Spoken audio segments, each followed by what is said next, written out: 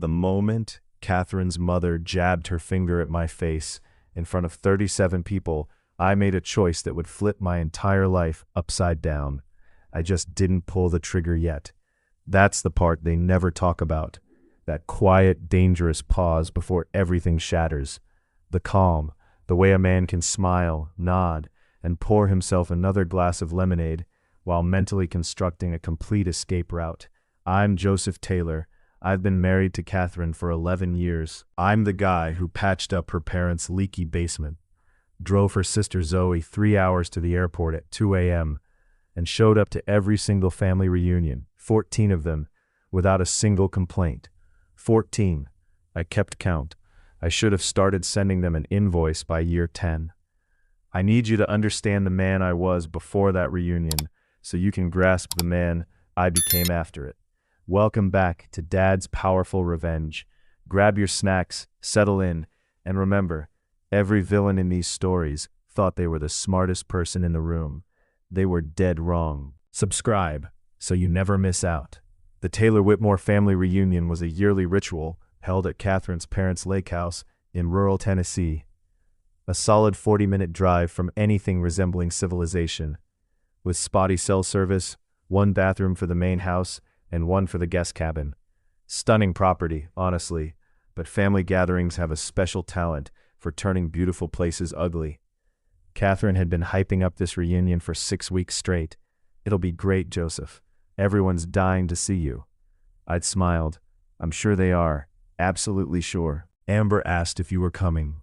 Amber was Catherine's older sister, the one who once told me at Thanksgiving that I was doing pretty well for someone without a graduate degree, all while topping off her wine glass. A real charmer. Can't wait to see her, I said. Catherine shot me a look. The look that screamed, "Please behave." I flashed her the smile that promised. I always do. We drove up on a Friday evening. That drive turned out to be the highlight of the whole weekend. Windows down, Catherine's hand resting on my knee, the radio playing a song we both liked. I remember thinking, this is great. We're solid. I should have turned the car around right then and called it a vacation. We pulled in to the sound of Zoe screaming our names from the dock. Joseph, Katie, oh my God, you're here. Zoe was 24, the youngest of the bunch, and the only one I genuinely had a soft spot for. She sprinted toward us with the energy of someone who'd already polished off 3 seltzers before sunset. Zoe, I caught her mid-leap and spun her around once. Looks like you started the party without us. I started it for you, she beamed. Behind her, the rest of the family materialized. Catherine's parents, Evelyn and Richard, her sister Amber with her husband Hayes, her brother Bennett and his girlfriend Sydney, and then the cousins, aunts, uncles, and assorted extended relatives I could never keep straight. Dylan was there too. Dylan, Catherine's cousin. 29 years old, perpetually unemployed, yet somehow always the most comfortable person in any room. He had the vibe of a man who'd never once been inconvenienced by life, which I found deeply suspect. I shook hands, hugged necks, made the small talk. I was a pro at this. 11 years of practice. Joseph, Evelyn, Catherine's mother, greeted me with her trademark smile, the one that reached her eyes just enough to be considered a smile. You made it. Wouldn't miss it, I said. She patted my arm once. Light, the way you pat a piece of furniture you're debating whether to keep. I didn't know it then, but that would be the warmest she'd be with me all weekend. The thing about family disrespect is it rarely hits you as one big event. It comes in fragments. Tiny, dismissible fragments, each one harmless on its own. But together, they're everything. Saturday morning, breakfast on the back porch. Everyone was settled in. Evelyn had made her legendary biscuits and a casserole. She walked around the table filling coffee cups. She went to Richard, then Amber, then Hayes, then Bennett, then Sydney, then Dylan, then Catherine. She skipped me and went inside. I sat there with an empty cup. Hayes across the table caught my eye and quickly looked away. Sydney pretended to be deeply fascinated by her biscuit.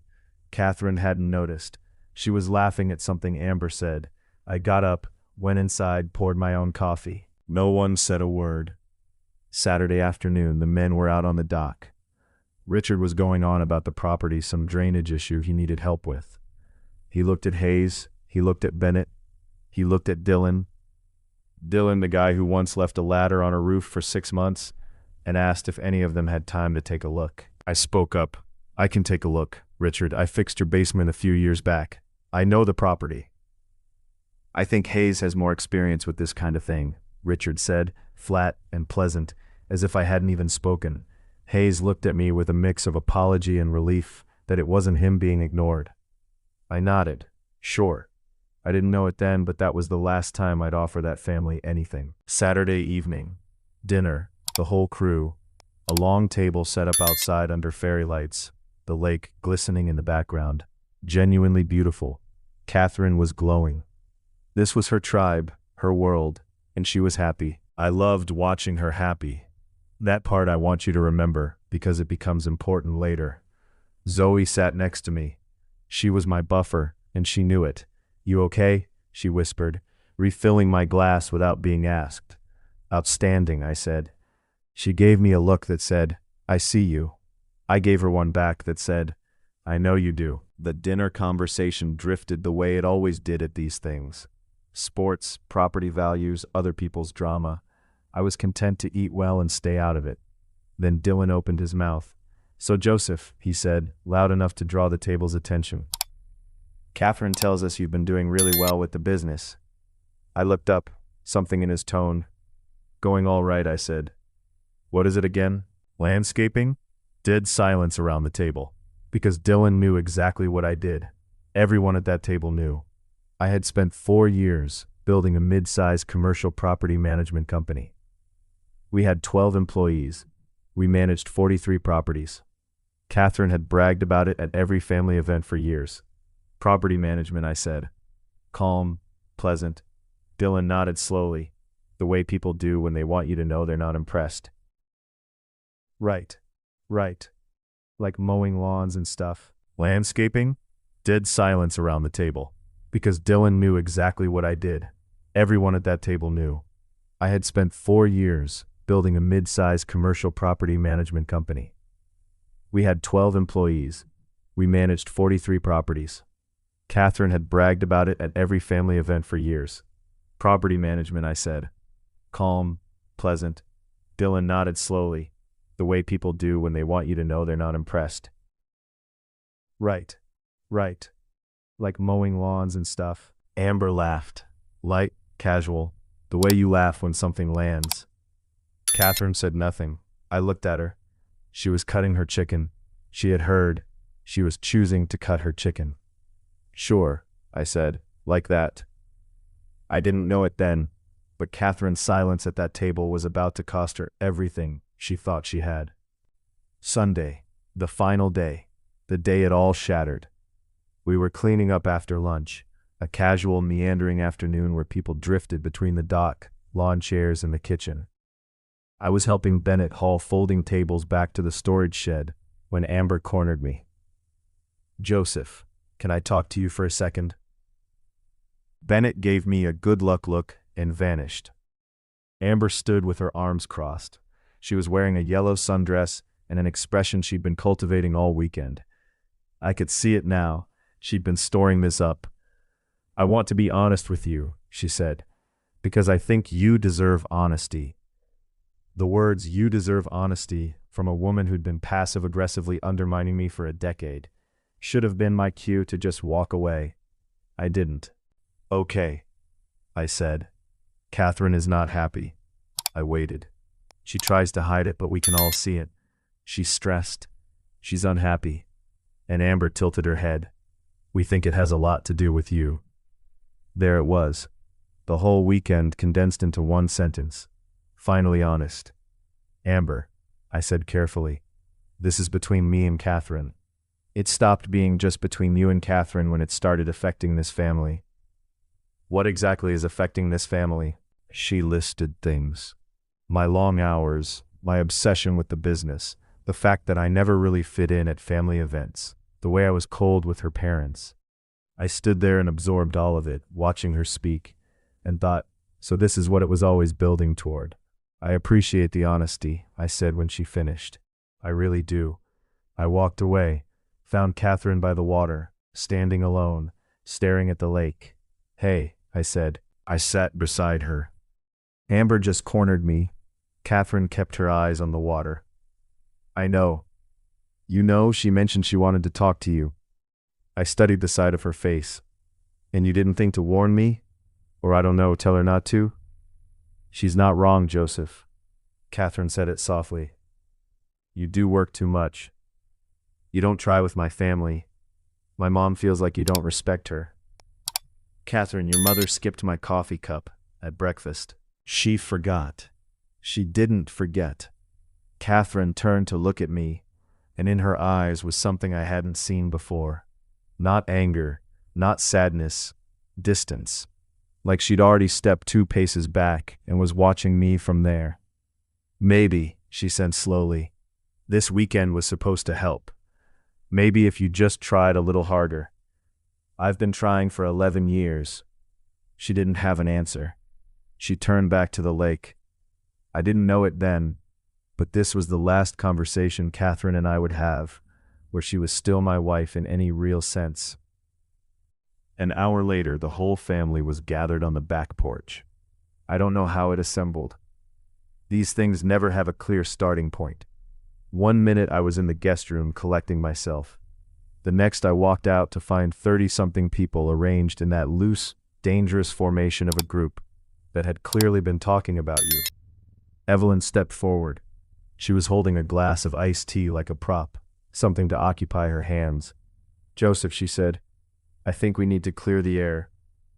I looked at Catherine. She was standing with Amber. Their shoulders were touching. All right, I said. What followed was 15 minutes I'll never fully describe, because there are no words that can carry the precise weight of being talked about, judged, and sentenced in front of your wife's entire family while your wife stands on the other side of the room.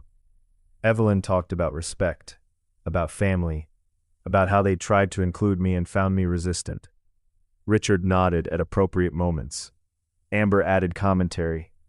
Dylan, bless his heart, munched on a cookie through the whole thing. Then Evelyn said the words. What followed was 15 minutes I'll never fully describe, because there are no words that can carry the precise weight of being talked about, judged, and sentenced in front of your wife's entire family while your wife stands on the other side of the room. Evelyn talked about respect, about family, about how they tried to include me and found me resistant. Richard nodded at appropriate moments. Amber added commentary. Dylan, bless his heart, munched on a cookie through the whole thing. Then Evelyn said the words, Joseph, I think you have 2 choices here. You can apologize to this family for how you've treated us, sincerely, and we can move forward. Or, she gestured vaguely toward the driveway, maybe it's best if you go. The porch went quiet. I looked at Catherine one last time, slow, deliberate. She looked at the floor. You have 2 options, Evelyn said again, firm as a judge. Apologize or leave. I took a breath, and I chose the 3rd option. I smiled. Actually smiled, which I could tell unsettled several people. Thank you, Evelyn, I said, for the clarity. I walked inside, went to the guest room, and pulled out my phone. I had a connected airline app. 3 taps, Nashville to Chicago. There was a 6:45 p.m. departure, 2 hours away. One way. I booked it before I'd even finished unzipping my bag. One way. Not because I was being dramatic, but because I was being honest. I'd packed efficiently. I'd gotten good at packing over the years. Business trips, client meetings. I folded everything with the calm of a man who had already made peace with his decision. Zoe appeared in the doorway. Joseph. Her voice was tiny. What are you doing? Packing. Joseph, don't. Come on. Just talk to them.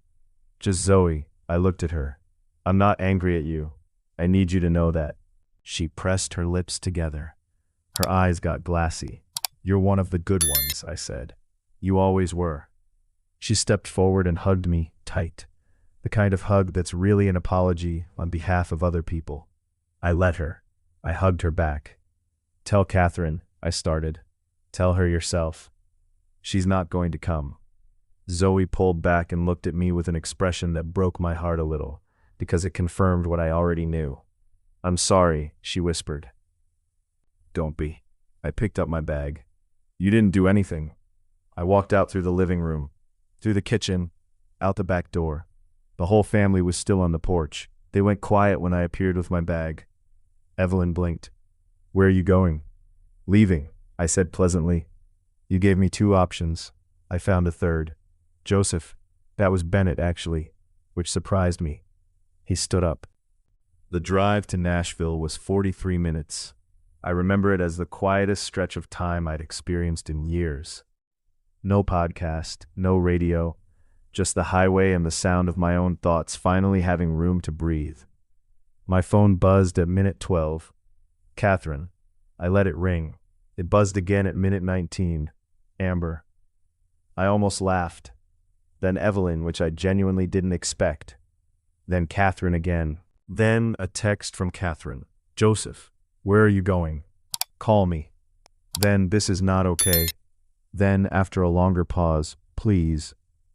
I read that last one at a red light just outside of Nashville. Please. One word, and I could hear exactly how she'd said it. Not scared, not sorry, just inconvenienced. The pleas of someone who expected the problem to fix itself. I put the phone face down on the passenger seat and drove to the airport. I left my car in long-term parking. The gesture felt right. I wasn't rushing back. I sat at the gate with a bourbon and a silence so complete it felt like a physical presence, like I could press my hands against it. I called no one. I texted no one. I boarded when they called my row. I landed in Chicago at 8:17 p.m., took a cab to my office. I kept a small apartment-style suite connected to it for late nights, let myself in, poured water, sat in the dark for a while. Then I picked up my phone and did something Catherine would never have expected. I called my attorney. She was brilliant, methodical, and had seen every variety of marital collapse in her 20-year career. She answered on the second ring. Joseph, it's Sunday evening. I know, I'm sorry, but I need to talk.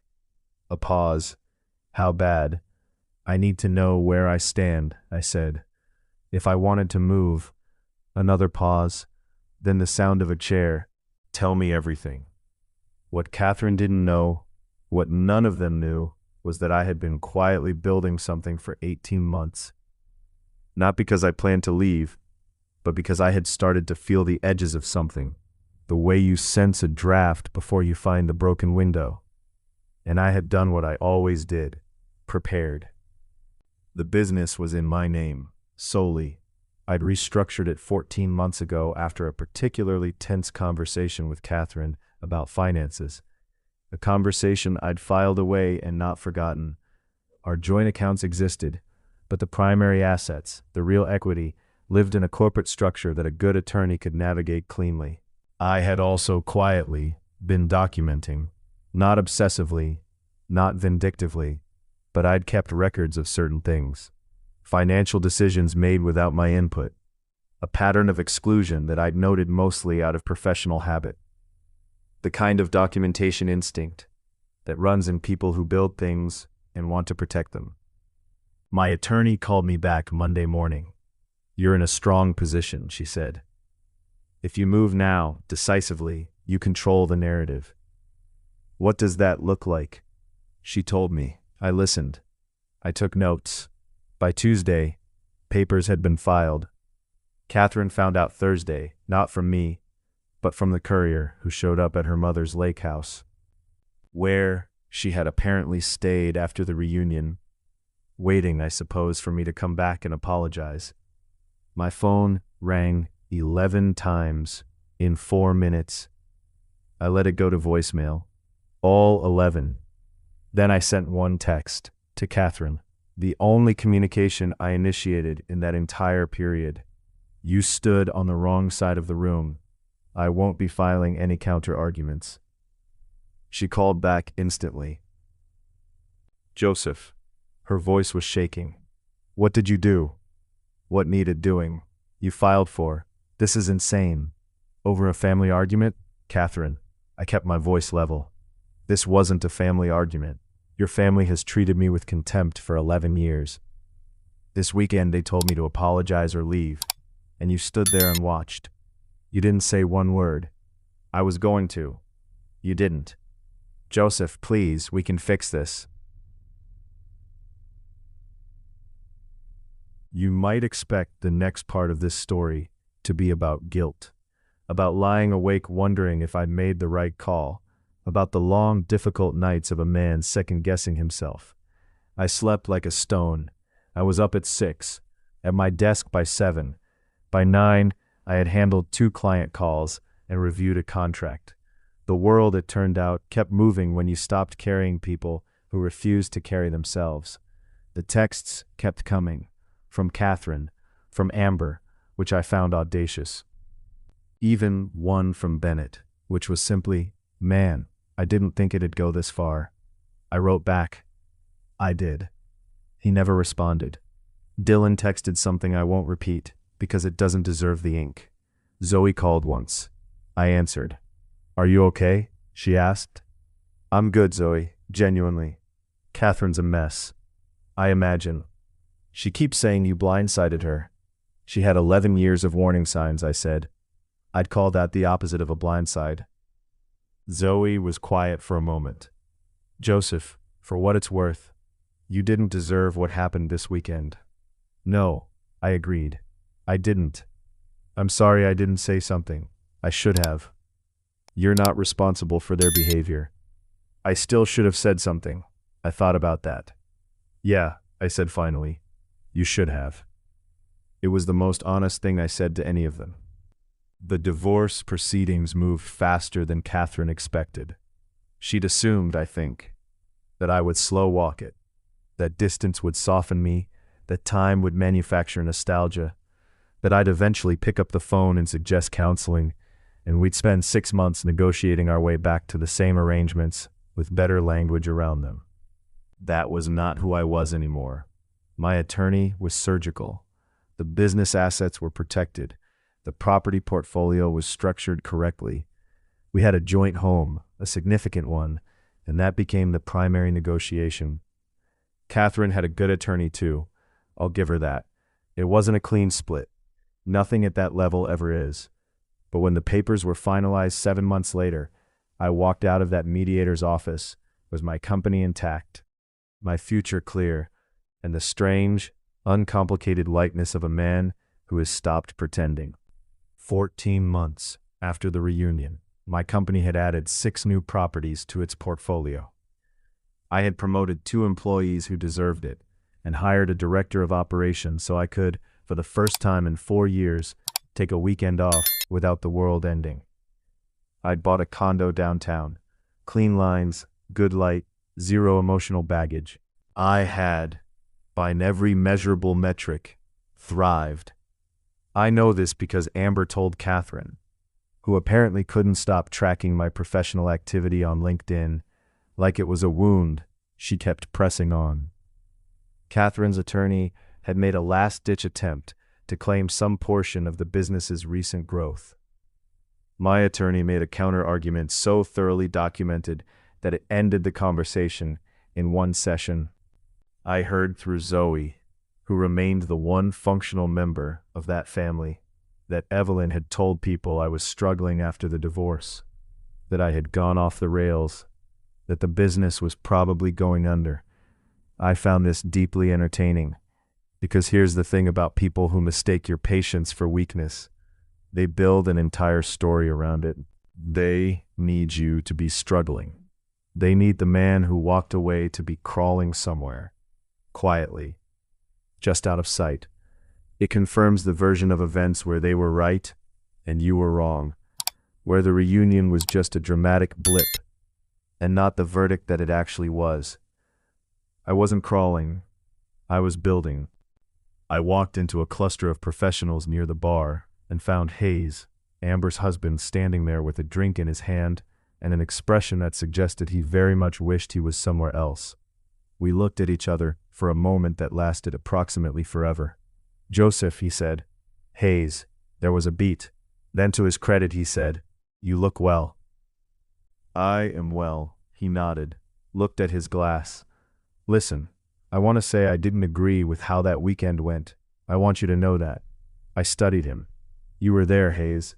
I know. You didn't say a word. I know that too." He had the decency to look genuinely ashamed. I could have accepted the apology. I could have been gracious, shaken his hand, let him feel better about it. That's what the old Joseph would have done. The one who fixed the basement and drove Zoe to the airport and showed up to 14 family reunions without complaint. "I appreciate you saying it," I told him, "but I'm going to be honest with you, Hayes.